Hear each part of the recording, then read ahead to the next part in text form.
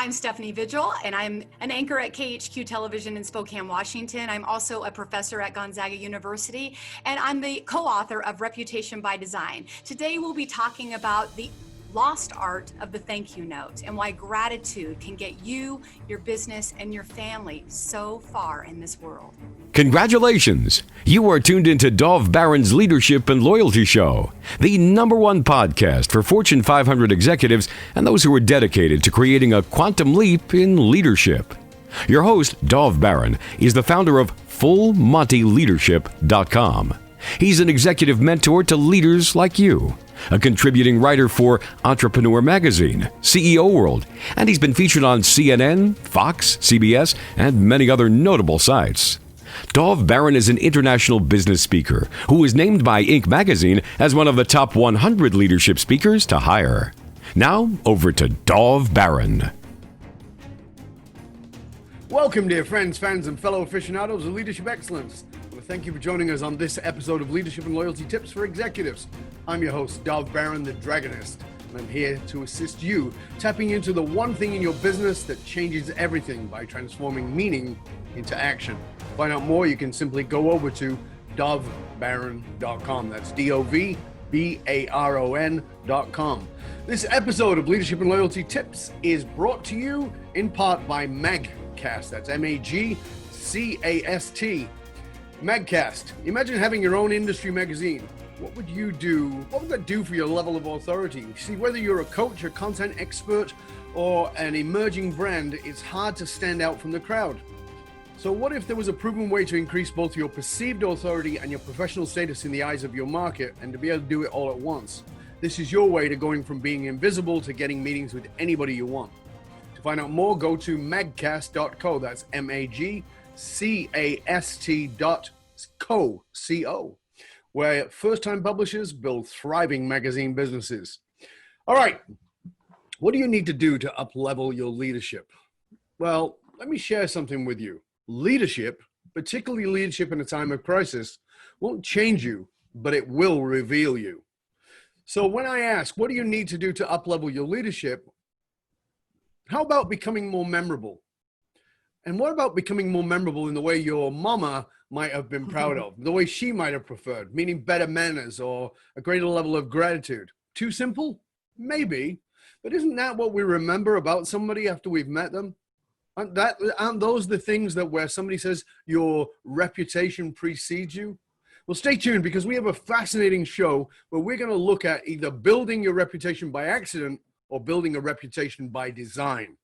Remember, you can chat about this episode or any past episodes inside of our Facebook and LinkedIn groups. Simply look for the Leadership and Loyalty Podcast. If you're a new listener, new viewer, thank you for joining us. Strap yourself in. We're about to go full Monty. As always, you can find us on Apple Podcasts, Spotify, iHeartRadio, or wherever you tune into podcasts. And if you're a regular listener, a big thank you to you for making us the #1 podcast globally for Fortune 500 listeners, with a potential reach of 2.5 to 4 million listeners for every single show. We're honored and grateful to be cited by Inc.com as the #1 podcast to make you a better leader. You can also catch us on Google Home and Alexa by simply saying play Dov Baron podcast. All right, let's strip it down and dive right in. We all know the term, your reputation precedes you, but how can you control that rep? Do you have to go high tech, or is there a simpler way? Well, let's find out together. Our guest on this episode, that's an interesting on this episode is Stephanie Vigil. She is a multi Emmy Award winner. She has won the Edward R. Murrow Award for journalism. She is a journalist and news anchor at KHQ TV in Spokane, Washington, where she's been the face of the news for the past 22 years. On top of that, she's currently teaching at university, a class that she designed entitled Image and Reputation Management. She's also a speaker and a consultant, a professor, right? I know she's a speaker because we shared the stage together, speaking for the, I was going to say the RAF, but it isn't the RAF, it's the Air Force. A couple of years ago. Ladies and gentlemen, please put your hands together for journalist, speaker, consultant, professor, and author of Reputation by Design, Stephanie Vigil! Thank you. Thank you. You're so sweet. That was an even better introduction than you got from the Air Force. Honestly, I thought you were talking about somebody else. Where is she? I want to meet this woman. Exactly. It's great to have you here, Stephanie. Thank you so much. One of the places I always like to start is by asking, who is somebody, maybe it's somebody we wouldn't know, who's had a massive impact on you and on your leadership and has really sort of directed the path of how you see leadership in your own life? As I look back on my career, I have to say it's my general manager who is now the president of our company. She hired me nearly 23 years ago, took a chance. You know, I'm an anchor, but I was a reporter in Sacramento, California prior, and she saw something. And I can't thank her enough really for the opportunity, I should say opportunities that she's given me, not only because she believed in me and saw something in me, but she allowed me to grow as a human being and allowed me to make mistakes. And on a platform like this one, you can't make too many mistakes. So as I look back on my career, you know, I thank her because I know she knew when I was young, I was immature. But she was the one that I could call when I had questions about what it's like. And she's about 10 years older than me. So she's walked before me and has really been a mentor in my life when I can honestly say I didn't have a lot of mentors growing up. And I really wanted one. I was envious. And now I have one and know what that means and know the value of her helping me and mentoring me along the way. What do you think was the single thing that she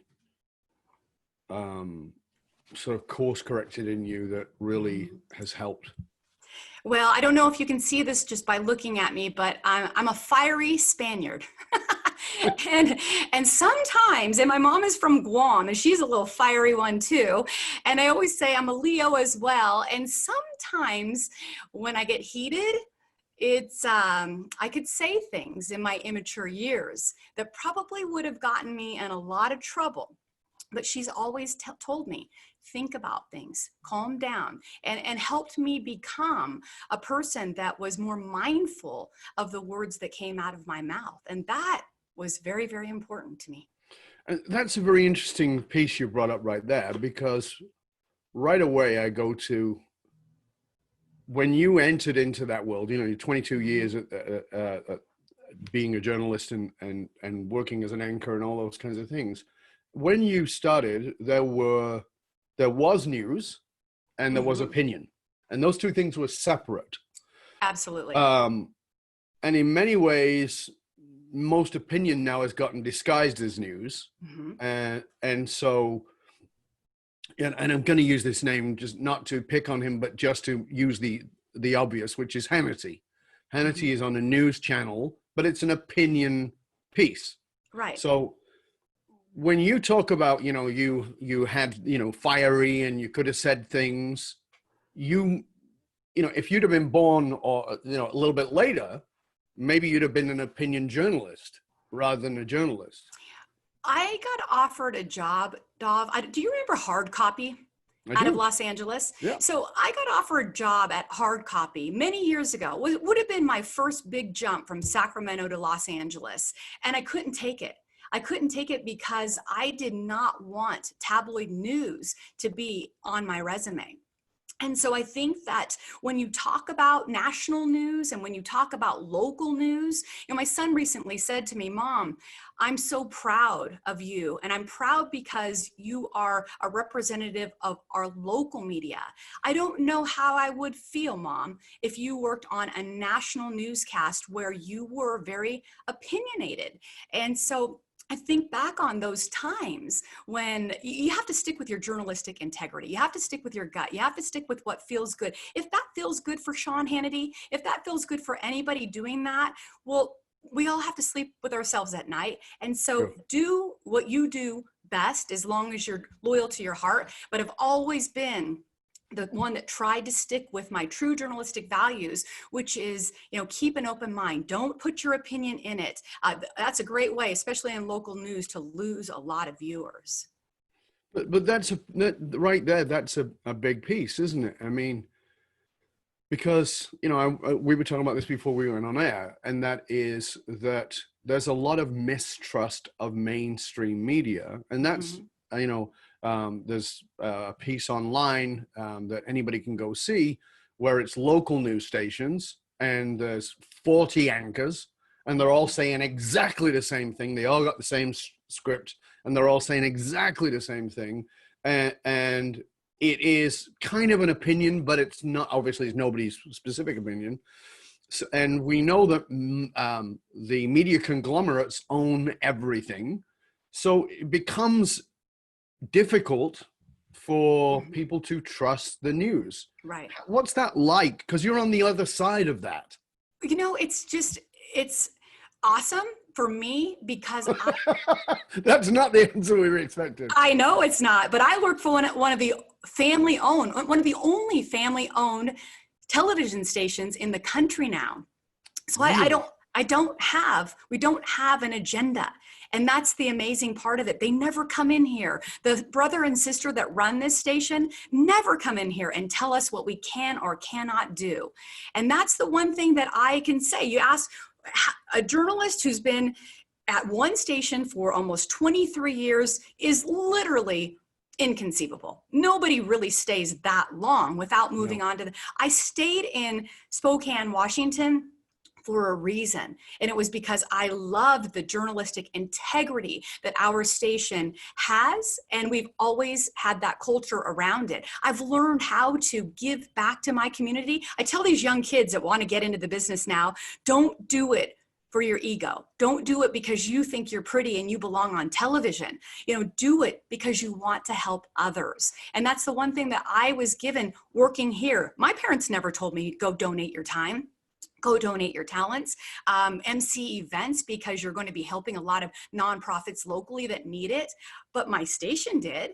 And the reason why I'm here for so long, I always tell the younger ones that want to know the secret to my success, do things for others, because eventually the community will adopt you. Yes. That for me is quite fascinating. I mean, there's a whole bunch of things in there to unpack. I mean, first of all, you were out in California. Was that where you were from? Yes. Yeah. Right. So you're out in California. I imagine not too many people are in the media world going, I'm in Los Angeles or I'm in California and I should move to Spokane, Washington. You are 100% right about that. And I said, I'm only here for 2 years to learn how to anchor and I'm out. Right. Because it's not the big metropolis. It's not exciting. Right. So that's not, but the other side of that is something that you said that's very interesting to me, which is around this journalistic integrity. Mm-hmm.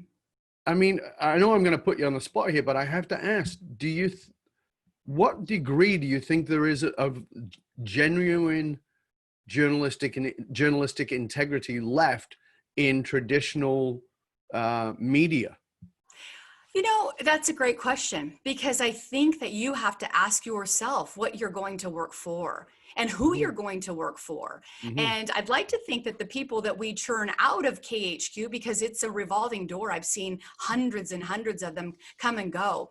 But when you start them out, just like the way you're raised, right? When you're starting out and you raise them right and you raise them well and you watch them fly off, I can list on my one hand people that still are doing it right.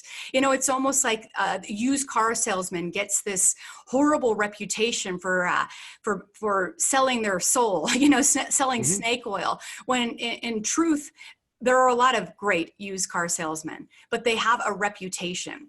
Right. And we've been given this reputation. I tell the younger generation, now is the best time to do honest, good, hard work and dig a little deeper. And don't forget, you are not friends. And don't go to a party with the mayor. And don't go to a party with the police sergeant, because you don't want to, at another point, find out that something happened in his department and you've got to tell the truth. So don't break bread with people that you may end up having to put on the news eventually, or asking them the hard, difficult questions that you wouldn't ask them if they were your friends.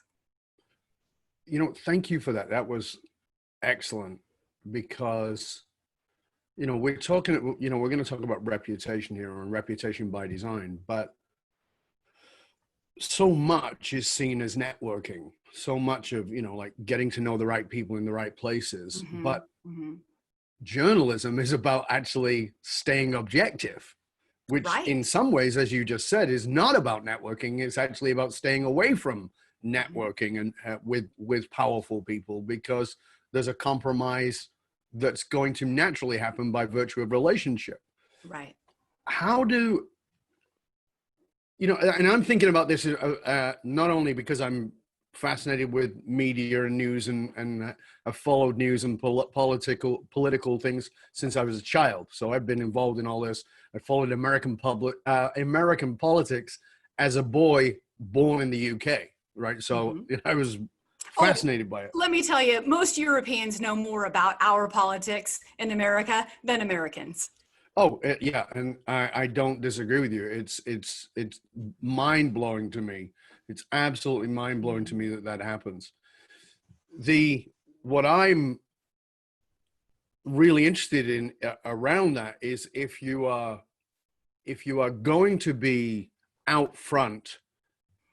Now it's different. I mean, you remember that song, "I Want My MTV," which was about how video and TV was taking away from music because it was about the look, and that certainly hasn't gotten any smaller. I mean, No. you look at what's her name, Ariana Grande. I mean, the girl is makeup perfect every single time. She's very beautiful. She's very young. She's, and she has an incredible voice. Right. But if she had that incredible voice and she didn't look that way today, that might be a bit of a challenge, right? So, Well, it, and in your job, it's important to look right. So, Well, I don't, that I don't, is, I don't work for the politicians. I don't work for the police department. I don't work for the fire department. I work for the people. I right. work for people in our community. I work for the betterment while you're working and you're doing your thing, or people are, well, they used to be in school. They're not in school now, but while you are doing your thing, I'm uncovering things that will help you get through your day. And unfortunately, a lot of people will say, well, it's so negative now. But what if we didn't tell that story? Would we be remiss? Would we be negligent in our job if we didn't tell you the bad things that were going on as well? Mm-hmm. Yeah, it's fascinating to me that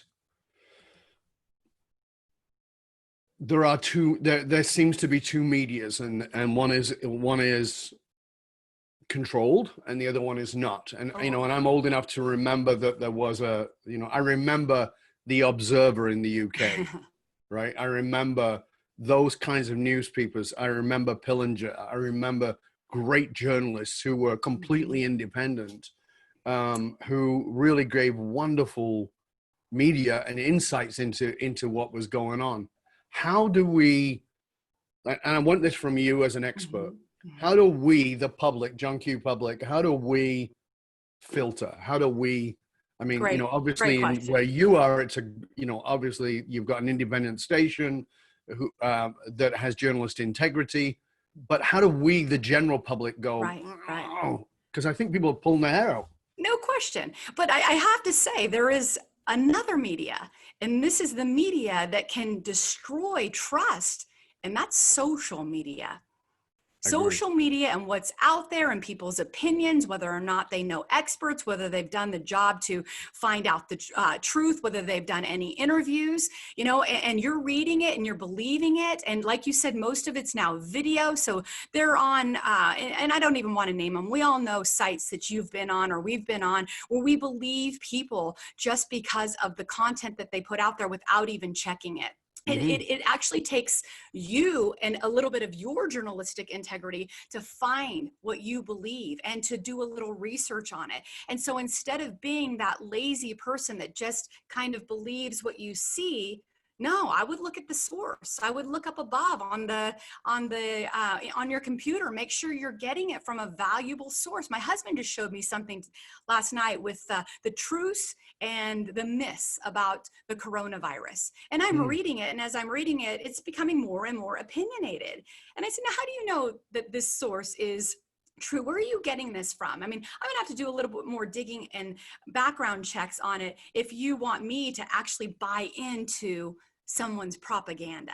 So I would say it's harder than ever now. That's why trust is deteriorating a lot more than these days than ever before, because the waters have been muddied. But doesn't that by its very nature suggest that we, I don't mean any insult to you, but that we are supposed to now be journalists, that we're supposed to be doing what we used to expect the BBC to do, Take for what granted. we used to expect, genuinely used to expect CNN to do, that we I'll now tell you no what. longer can. If there's anybody out there that's single, that's got on Match.com and is going to believe the face of the first person they see because it looks trustworthy, and then you go on a date and you find out what type of person that person really is, I would say yes, today is the day to start doing a little bit of your own research. Maybe you're not a journalist, but research is definitely worth your time, because you don't want to spend your time or waste your time with a bad date. You don't want to waste your time and spend your time with misinformation. And then you're going to go out and spill that propaganda or share that propaganda with somebody else. I would say, unfortunately, we are in the day and age where we do have to do research. I think that's a great analogy, because I have friends who are single, and the pictures that they see and the person they meet, not so much. and then the profile, not so much, right? So exactly. And it's a great metaphor for journalism, right? And are you willing to take it at face value, or are you willing to dig in and look for something more? That is a great insight. Thank you for that. I really appreciate that. Well, if it's meaningful, we should. Yeah, exactly. So let's just go to this. You've written a book called Reputation by Design. So let's talk about this. First of all, why did you write that book? Why Reputation by Design? Why not journalistic integrity? Right. Which we're talking about here, which to me seems like a pretty natural fit. So why Reputation by Design? Well, I have been in my profession for a very long time, but I was bored, Dov. I mean, I think we go through life and we have our peaks and valleys where we're inspired, we want to do good for others, and then we get a little bored with what we're doing. So I was in that spot. I call it my midlife crisis. And I thought, well, I could go one way or the other. I could do some bad things, or I could do some really good things. And I chose to go back to the bad ones. Please do the bad ones. I did those younger. In youth we learn, and in age we understand. So I went back to school. I got my master's at Gonzaga University, and I really wanted to stay there. I found a community that I absolutely love. Gonzaga works on the whole person, and that to me was huge, because I could talk about a lot of things that I probably wouldn't have talked about at a state college, and it was acceptable. And so when I got out, I thought, I want to give back. I want to give these students, as I watch people every night fall from grace, right? You're seeing political leaders, you're seeing priests, you're seeing so many people that we trust, that word there again, fall from grace because they're doing horrible things. And so I love psychology. I started thinking about the psychological reasons why people make it to the very top of their profession only to feel invincible, only to feel like they own the world, and they can treat people the way they want to treat them, and they can rule them, and they can act certain ways. And what happens when they fall from grace? And what happens when they lose their reputation, and they lose their family, and they lose their job, and nobody wants to associate with anybody that has done something embarrassing. And I've got a list of people that I can show, and I do pull up when I'm in class, but I wanted to give back for the younger generation so they can see that, you first off, go to Gonzaga University, one of the great universities in our country with a great reputation. That right there will get your foot in the door. But will it keep you in the door? Will it give you raises? Will it promote you because you're a good person? And so I designed this class for the younger generation and realized that it's really for everybody. When you look at, because as we've been talking about here, news anchors have certainly not been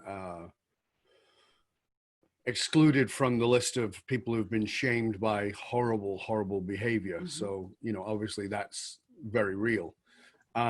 When you look at the people who've done reputation right, who really stands out for you? Who is a shining beacon? That's interesting that you asked me that. There have been a few, but Mm-hmm. honestly, I go back to the same woman who hired me almost 23 years ago. And Right. I've watched how, not to talk about gender or anything like that, but how difficult it is sometimes to Sure. make that impression and to climb that ladder and to do the right things and to watch her even grow as an individual. She hired me in my late 20s. She was in her 30s. I'm not even tell you how old we are right now, but you can add 23 years to that. And we've watched each other and have become great partners in that. But I really value her reputation. I've watched her grow. I've seen the things that she's done. I have to say that I really have been impressed. And I have a lot of other people that I associate with that are in the same category. People trust them, so they give them the promotions that they do deserve. And people trust them, so they get the pay raises that they deserve, or they get the relationships that they deserve. I can call up anybody on a weekend and say, hey, can you be a guest speaker in my class? And 95% of the time, someone's going to say, I'd be honored. Whereas, some people might say, oh my gosh, that's my weekend. You're taking away from my weekend. Why would I ever do that? Right. But when you have value because you have given to people as well as they've given back to you, it becomes a win-win. When you think about, when we think, not you, but any of us think about building a reputation, as you said, we live in the world of social media. There's a lot of technology. Is that what it is? I mean, if we're going to build a rep, is it got to be high tech, or I know that in your book you talk about some considerably low tech things considerably for rep that I think are like, I want to go and wake people up a little bit on. So tell us a little bit about those and how you've seen those work. Well, you can't get away from social media. It's here to stay. Absolutely. And we've got to navigate those waters for our children while they're young. I'm a mother of two boys that are in their young 20s, but growing up, I would tell them, you don't really want to put that on there. You may not know, our brains don't develop, some never develop at 25, but typically, 25, 26, Sure. your brain is a little bit more mature than it once was when you're 16, 17 years old. But it is the 16 or 17-year-old could actually lose a job today because of what they did yesterday. And so I think social media is definitely here to stay. I think how we deal with it, and especially now in this crisis mode, I've asked my boys, because I'm curious, are a lot of people still taking selfies? When there's really nowhere to go, what are you taking a selfie of? And you're not on the beach, you're not at parties, you're not doing the things that you used to do or you normally do. Has that ramped up the selfies, or has it not? Because the people that have come into my classrooms, the recruiters, they will tell me, I will look at somebody's social media page before I choose whether or not to even interview them. And Yes. if there is too much alcohol and there are too many selfies on their page, immediately I know that person's very into themselves, or they're very into drinking. And I may not want to have somebody like that on my team. Yep. Yeah, it's fascinating. So what is one of the low tech things we can do to build it? I mean, that's the high tech. True. And staying off it in some degree, but what are some of the low tech things we can do to really build our reputation? I think the lowest tech thing that you could possibly do is do what your mother told you to do and write that thank you note. And we don't like to, because she's telling us to. We don't want to be told what to do. But the truth of the matter is that one little card will get you through the door. If it's a job interview between you and one other person, and probably 2,000 resumes prior to you, but you got to sit in front of that person and you don't write a thank you note and the other candidate does, guess who's going to get the job? 9 times out of 10, it's that person that wrote the thank you note that is now sitting on the desk of the person who's about to employ them. Yeah, I want to have everybody grasp that because there are many ways to do thank you notes. You can obviously do them digitally. You know, you can send an email, you can send a text, you can do all those things. And those are great, by the way. I just want you to know those are great. But I got a handwritten thank you note from Stephanie when we booked her for the show, right? She, you know, so here's an example of integrity. She's telling you to do it because she does it. Right? You sent me that note. I really appreciated that. I took the time to read that, and I keep those. And Me too. This is the thing, right? I don't keep every text that says thank you, Right. but I do keep every card that says thank you. And then about about 5 years later, I was like, "Do you really need these?" Maybe someday. Right, but that's the point. Is that there's reputation is about making, and again, you can disagree with me, but I think it's about making an impression.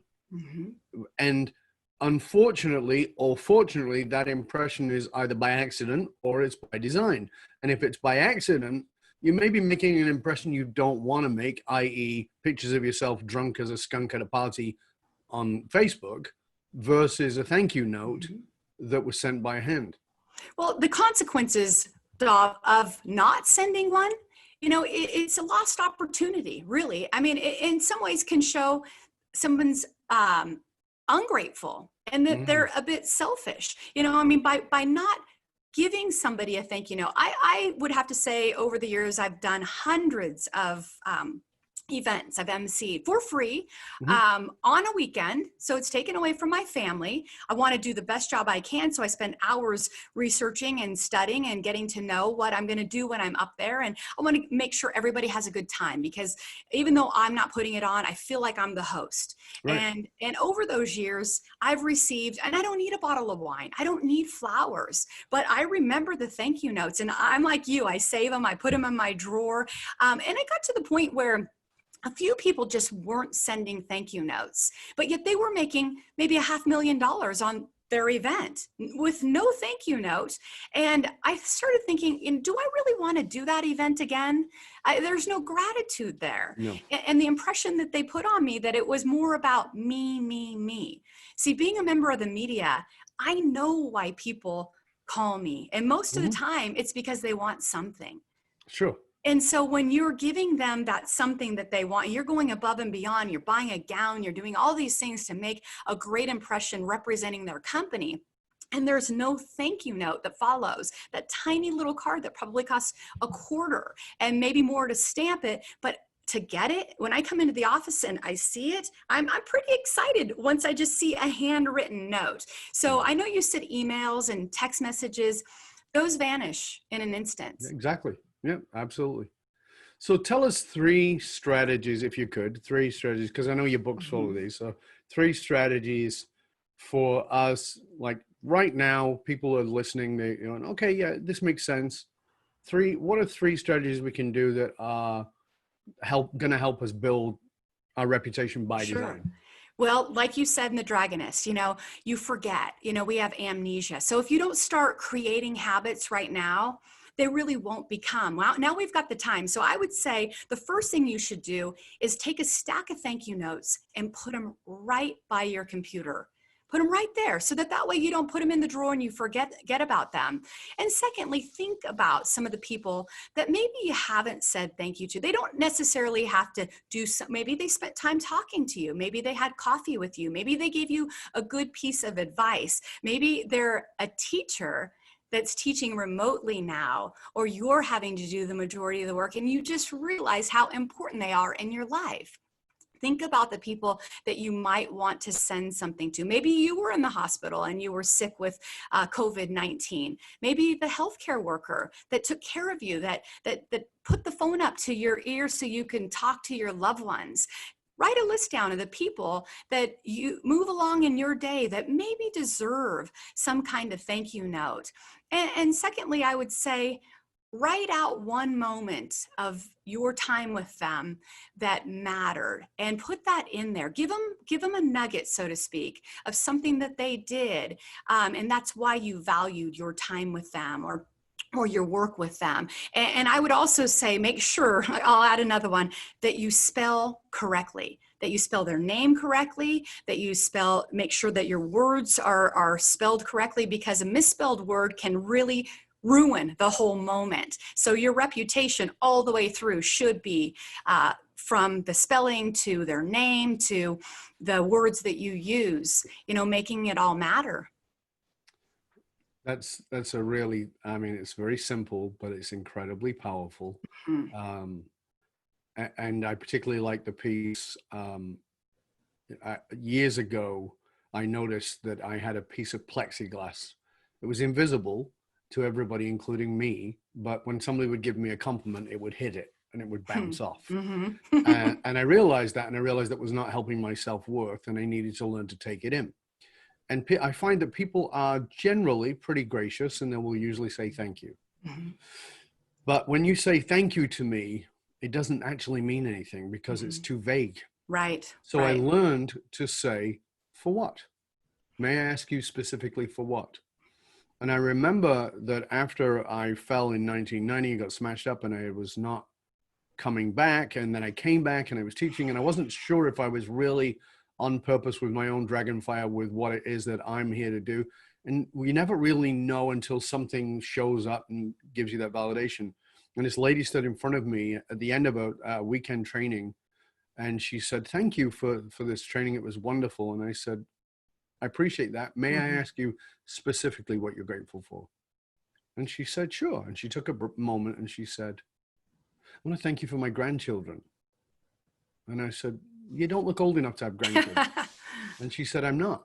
And I said, oh, okay, I don't understand. She says, see that girl over there? I said, yes. She says, that's my daughter. I said, okay. She says, that's a partner with her, and she's 4 months pregnant.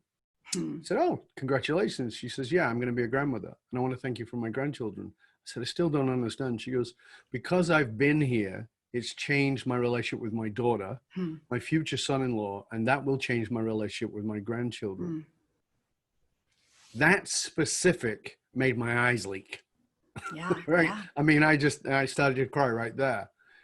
Now, the same lady had come and said, thank you. She could have walked away. I could have let her walk away, but that specific was what made it land. Yeah. And so when you write that note, like you said, finding that, what was that nugget? What was that one sentence? So, at the side of my desk here, I have a piece of paper. I always keep it a pen, and I'll write something on it. And there's usually something that was like, boom. And I'll write that because that's the piece. That's the thing that I want to share back. And I think that that's a great piece of input. Can you give us another one? Another one for that we can do sort of now and get it into place and say, okay, this is really good for building rep. Could be high tech, could be low tech. Absolutely. Well, I mean, I would say, if you wanted to take it one step further with a thank you note, is that you didn't just do it, you personally, as a leader, I would say, teach your children how to do this and make it fun.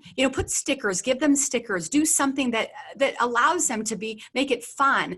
And now we've got the time, right? I mean, we should be teaching our kids more than just their ABCs, but gratitude, doing things for others. Maybe you can't see your grandma and grandpa, but you miss them. I mean, how awesome would that be for them to get a letter? You typically get bills in the mail. You typically get a lot of junk mail, but when do we ever receive something so precious? And I would say that being a leader means that you don't just teach yourself. You teach. I want to teach the students. My sons always know without fail what they need to do at the end of many different things. And that is write that thank you note. And also realize that when you're writing the thank you note, some things are coming from you, some emotions. Like you said, you asked that woman to tell you. She never verbalized that and probably would not have verbalized that to anybody.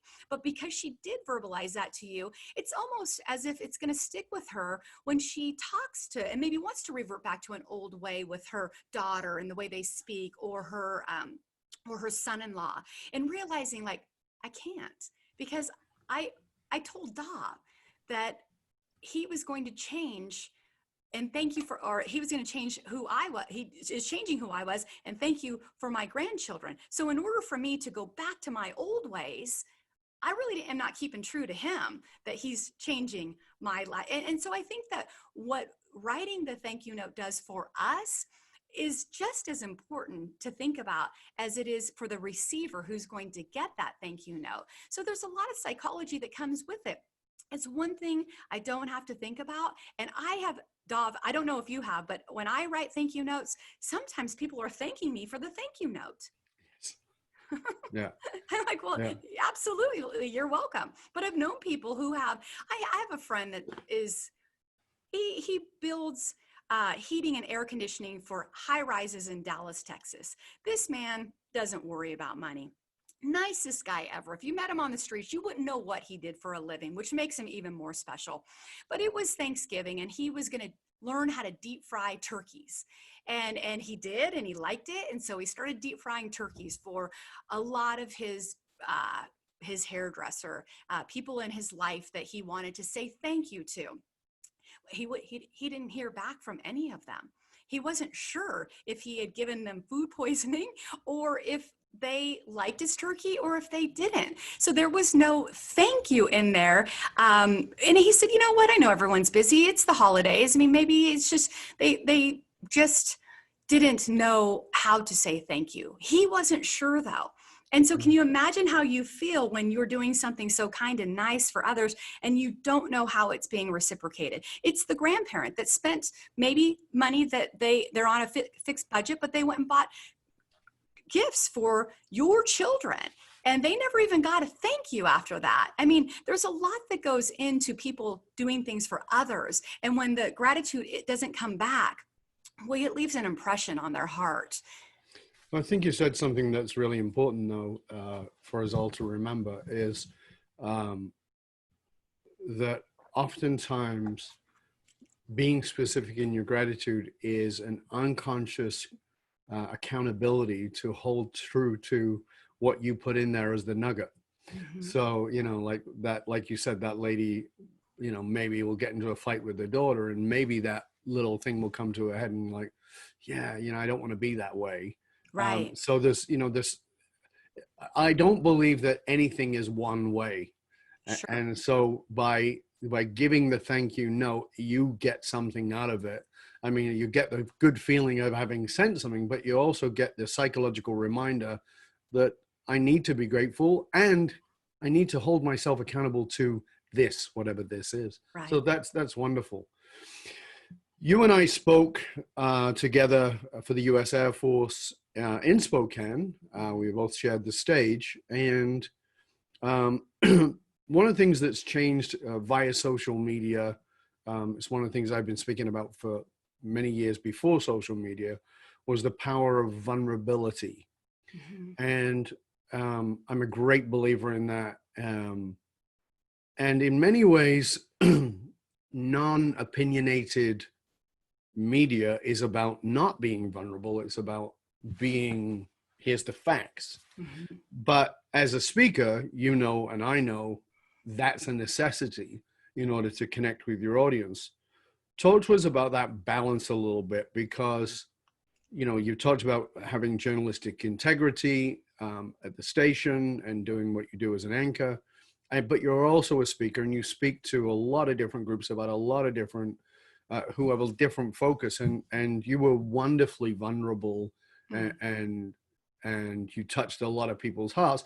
And by the way, I want everybody to know that Stephanie and I spoke at the Fairchild Air Force Base in Spokane, and I loved it because what I saw blew my mind was how many of those military people were incredibly vulnerable and opened up. And I, you know, when I was asked by the commander, who was a friend of mine, and he said, "What surprised you?" And I said, "Vulnerability." Mm-hmm. Like how much of that I had completely had a bias that was not going to be there, and they really embraced it. Talk to us about balancing that for yourself between the on camera and then on stage.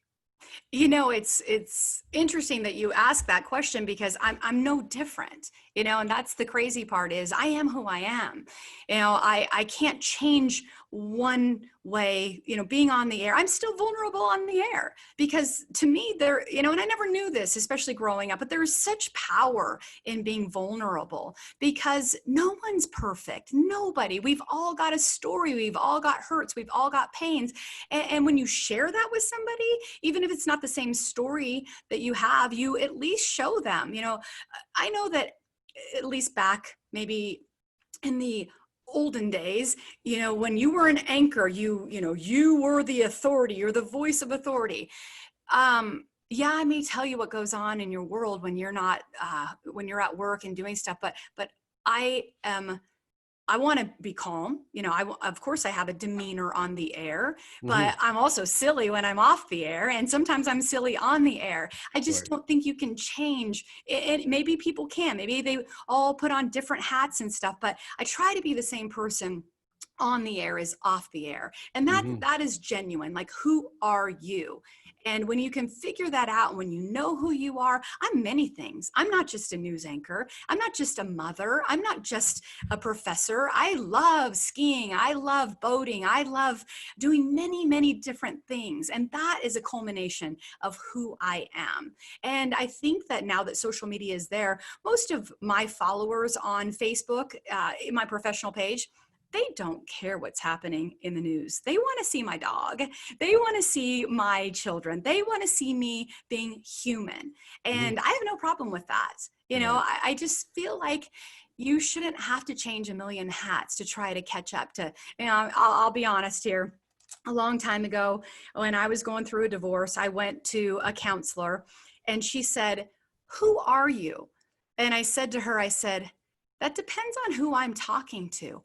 Oh my gosh, that was like my aha moment. Like, are you kidding me? I am so many different things to so many different people. Like, I'm gonna chase my tail and want to make everybody happy and go round in circles, never getting to be the true authentic self that I deserve to be. And so I think that has made me grow up and realize that you need to be who you are. You need to find what's authentic. You need to be able to laugh, to cry, to feel, to, like you said, have feelings come back to you that you had, that you have to ask, oh my gosh, where did that come from? And say, I am your evening news anchor.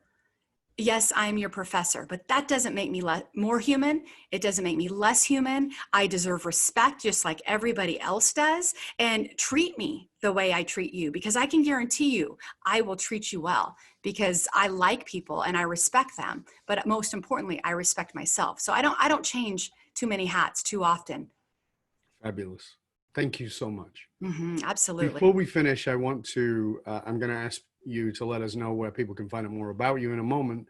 But before I do, I always like to ask my guests for one piece of really solid, practical advice that our viewers, our listeners can go away and put into action, preferably within 24 hours. But, sort of, okay, I'm going to go do this in order to integrate what Stephanie shared with us. Okay. All right. One of the things that I like to tell people, because a lot of times they'll take it upon themselves. They did it. They worked hard. I put myself through school. Nobody climbs the ladder without the help of others. Nobody climbs the ladder without the help of others. So if you just think back on your own life, who helped you? Maybe you would sit for 5 minutes reflecting on how important they were in your life and do it. Write that thank you note. Do this exercise. See how it feels to thank somebody who hasn't been in your life for a while, realizing that you did not get where you are today without the help of others. If it wasn't for others, we would not be the people we are today. And what's the one piece of practical advice you would give people to stop doing? Because I think that, we make to-do lists and we also need to make not to-do lists. What's the one thing you would say to people to not do in order to build a reputation by design? That's a great question. I would say take that phone out of your hand. Take it out of your hand and challenge yourself to go. You can look at your screen time. You can see how many hours you put in a day and challenge yourself. Just 30 minutes less, 1 hour less. Try to give yourself that face-to-face time with somebody. Try to benefit from the connection that we've been given through this horrible pandemic. We've been given the ability to sit and talk with somebody and realize that that's why we were designed. We were designed to connect with one another. We were designed to look each other in the eyes. That way we can tell, that you're being funny, you're honest right now, you're feeling sad, and you can't see that in a text. You can't see that when you're looking at a screen. So challenge yourself to be different, because we all know, and I can even raise my hand for that, we're all addicted to our phones. Yes, indeed. Yes, indeed. That was great input, great show. Thank you so much. Stephanie, would you please tell our viewers and our listeners where they can find out more about you and all the resources that you have available to you? Oh, you're so sweet. Well, thank you, Dov, for having me first off, and most importantly, I really appreciate it. Stephanie Vigil, you can Google it, Stephanie Vigil Spokane. If you wanted to check out the book, Reputation by Design, you can go to Kendall Hunt, that's our author, or you can also go to Amazon.com. They're there, and you can also like my KHQ Stephanie Vigil Facebook page. I'd love it. I interact quite a bit, show my dog, show my kids, show me maybe out on Lake Coeur d'Alene, where we're finally seeing some easing up of the isolation that we've all been suffering. Yeah. Thank you so much, Stephanie. It's been a pleasure and honor having you here on the show. Thank you for sharing with us how to build a reputation by design. And I hope that you'll stay with us to the end. You can hang out with other conscious leaders, dear listener, and chat about this show or any past episodes by going to either our Facebook or our LinkedIn groups and look for the Leadership and Loyalty podcast. And it doesn't matter how successful you are. If your employees and your customers don't understand what gives your company meaning, you're likely only working at a fraction of your capability.